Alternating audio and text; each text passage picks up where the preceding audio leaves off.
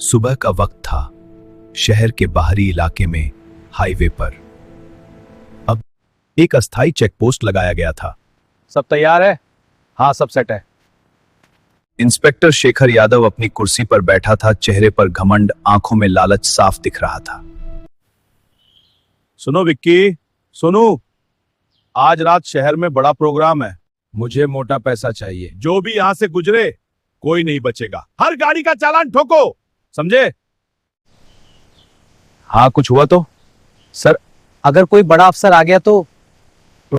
अफसर हो या नेता, आज सबकी जेब ढीली होगी।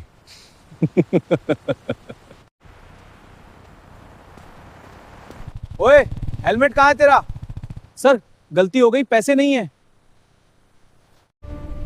2000 का चालान है, लेकिन अगर समझदार हो तो 500 दो और निकलो। देखा, ऐसे बनता है माल। कागज पूरे हैं?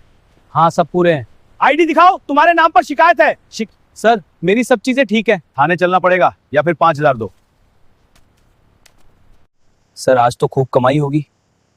आज जेब भरनी है। सर, आर्मी की जीप लगती है। आज कोई नहीं बचेगा, रोको उसे। सर, पंगा मत लीजिए। बैरियर नीचे करो।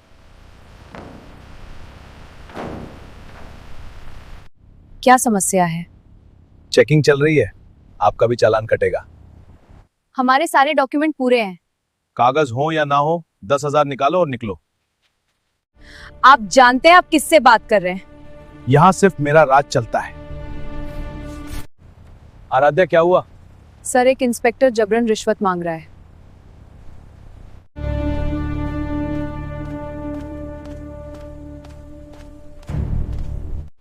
क्या मामला है इंस्पेक्टर? कर्नल होंगे अपनी छावनी के, यहां पुलिस का राज चलता है। आप अपनी हद पार कर रहे हैं। 10,000 लेकर ही जाने दूंगा। सर, बात बिगड़ रही है। ब्रिगेड हेडक्वार्टर से बात कराओ, तुरंत एक यूनिट यहां भेजो। जी सर, तुरंत। कंट्रोल रूम, तुरंत फोर्स भेजो।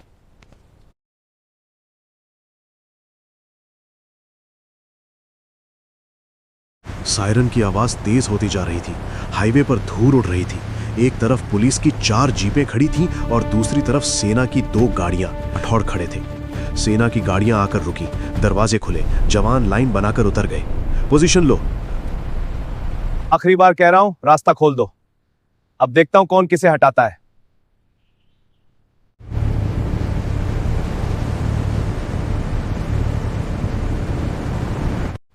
सर, मामला बिगड़ सकता है। चुप रहो, मैं संभाल लूंगा। इंस्पेक्टर, आखिरी बार कह रहा हूं, ये गलत काम बंद कीजिए। गलत, मुझे कानून मत सिखाओ, ये मेरा इलाका है। सर, इन्होंने हमसे 10,000 रुपए मांगे, जबकि हमारे सारे कागज पूरे हैं।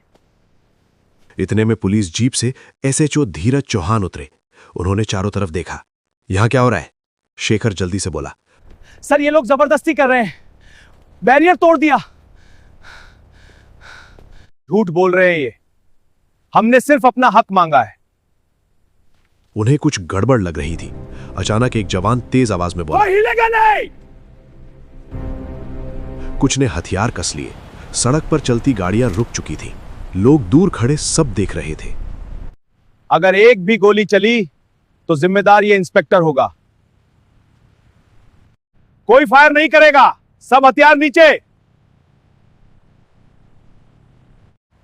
वर्दी इज्जत के लिए होती है, तुम उसे बदनाम कर रहे हो। ये बात सीधे शेखर के दिल पर लगी, लेकिन उसका घमंड नहीं झुका। मैं किसी से नहीं डरता। डर की नहीं, जिम्मेदारी की बात है। भारत पर सिपाही खड़े होते हैं, आप लोग बस हुक्म चलाते हो। बस, अब बहुत हो गया।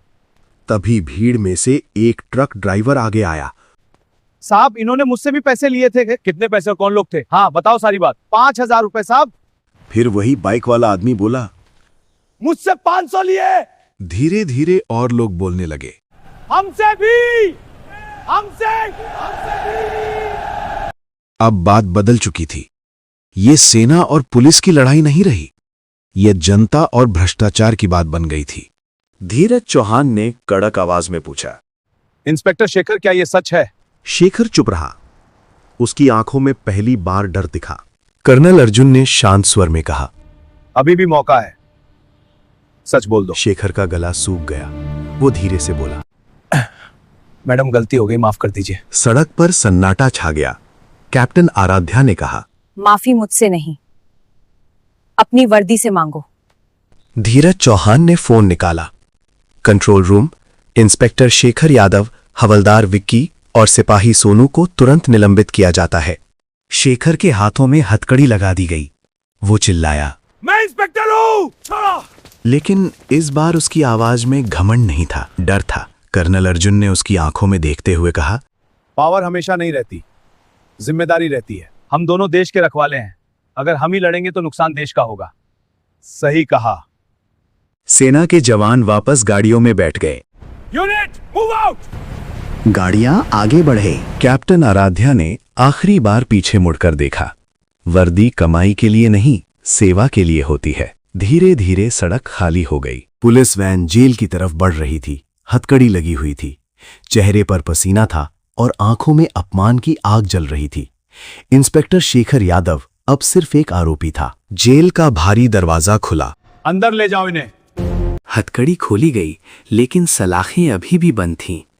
शेखर दीवार से टिककर बैठ गया। उसके दिमाग में वही शब्द गूंज रहे थे, वर्दी कमाई नहीं, जिम्मेदारी है। उसे गुस्सा आ रहा था, खुद पर नहीं, कर्नल अर्जुन पर। उसने मेरी जिंदगी बर्बाद कर दी। रात को जेल में एक सिपाही चुपचाप उसके पास आया, धीरे से कहा, तुम्हें बाहर से कोई मिलना चाहता है। अगले दिन मुलाकात कक्ष में एक आदमी बैठा था, सूट बूट में, चेहरे पर हल्की मुस्कान। नाम विक्रम मल्होत्रा, शहर का बड़ा कारोबारी।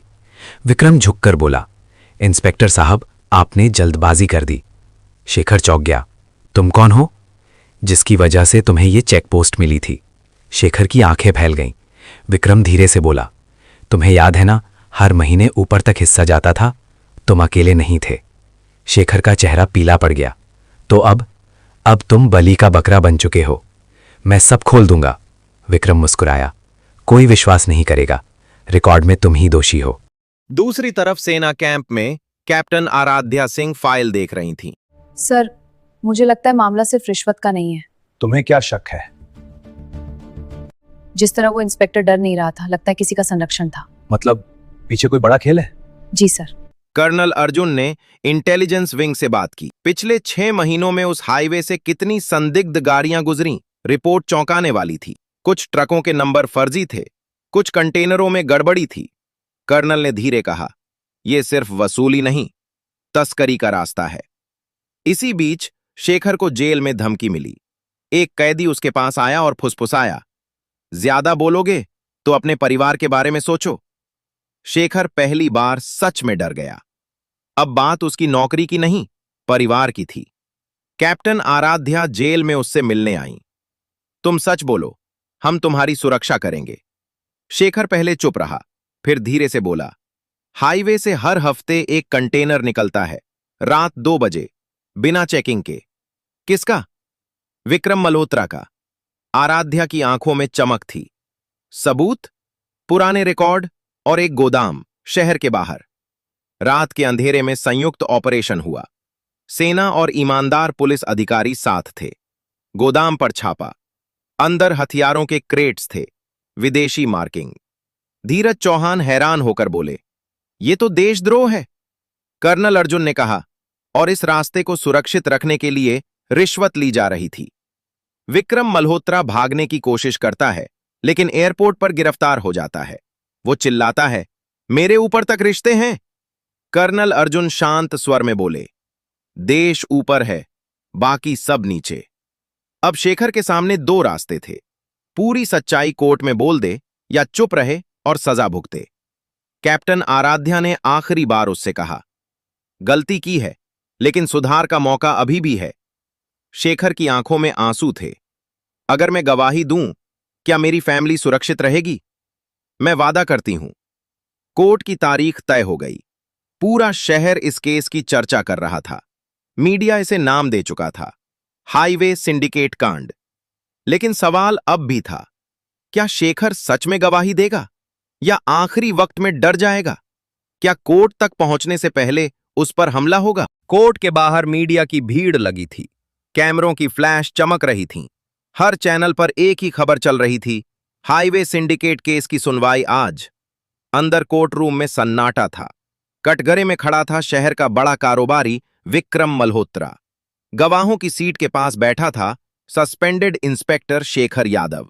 उसके चेहरे पर तनाव साफ दिख रहा था। जज अंदर आए, कार्यवाही शुरू की जाए। सरकारी वकील खड़ा हुआ। माननीय अदालत, यह सिर्फ भ्रष्टाचार का मामला नहीं है, यह राष्ट्रीय सुरक्षा से जुड़ा मामला है। सबकी नजर शेखर पर थी। जज बोले, गवाह को बुलाया जाए। शेखर धीरे धीरे उठा। उसके कदम भारी थे। उसे अपनी बेटी का चेहरा याद आया, पत्नी की चिंता याद आई, और वो रात भी जब कैप्टन आराध्या ने कहा था सुधार का मौका अभी भी है। विक्रम मल्होत्रा उसकी तरफ देख रहा था। चेहरे पर हल्की मुस्कान थी, जैसे कह रहा हो चुप रहना। एक पल के लिए शेखर की नजर झुक गई। कोर्ट में गहरा सन्नाटा था। जज ने पूछा, क्या आप सच्चाई बताने को तैयार हैं? शेखर ने गहरी सांस ली। जी माननीय अदालत। पहले उसकी आवाज कांपी, फिर मजबूत हो गई। मैंने रिश्वत ली, लेकिन मैं अकेला नहीं था। हाईवे से हर हफ्ते अवैध कंटेनर गुजरते थे। ये सब विक्रम मल्होत्रा के इशारे पर होता था। कोर्ट रूम में हलचल मच गई। विक्रम चिल्लाया, झूठ है। लेकिन शेखर बोलता रहा, मुझ पर दबाव था, ऊपर तक हिस्सा जाता था। अगर मैं मना करता तो मेरा ट्रांसफर या सस्पेंशन तय था। सरकारी वकील ने सबूत पेश किए, सीसीटीवी फुटेज, गोदाम की तस्वीरें, हथियारों के बक्से। कर्नल अर्जुन राठौड़ ने भी गवाही दी। अगर यह तस्करी जारी रहती तो देश की सुरक्षा को बड़ा खतरा हो सकता था। कैप्टन आराध्या सिंह शांत खड़ी थीं। उनकी नजर शेखर पर गई।